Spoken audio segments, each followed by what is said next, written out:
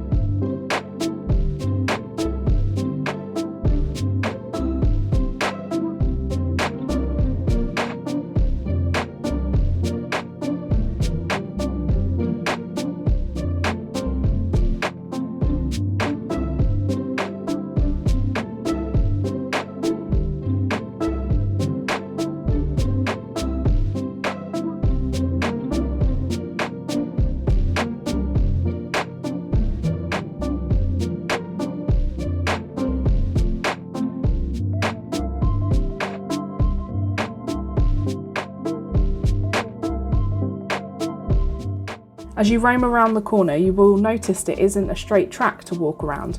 Instead, that they made this in design so that the enemy wouldn't be able to shoot straight onto the grounds.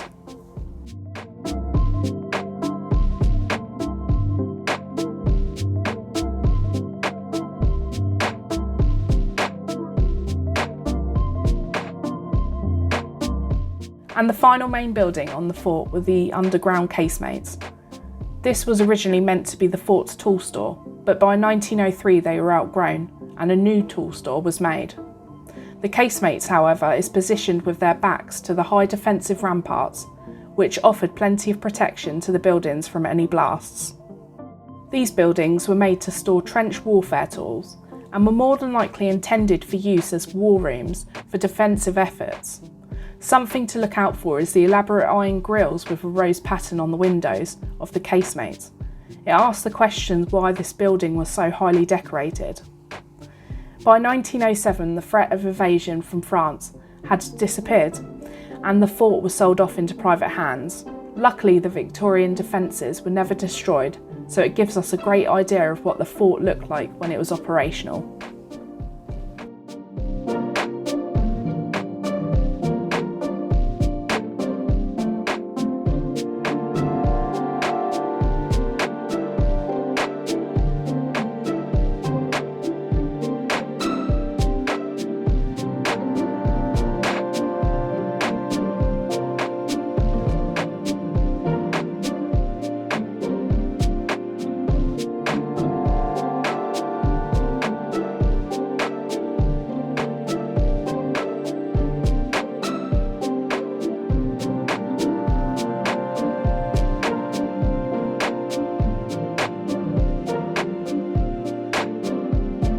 We hope you've enjoyed watching us explore Reigate Fort today and look forward to sharing with you our next adventure. If you like what you see, please give us a thumbs up or subscribe to the channel. Till next time.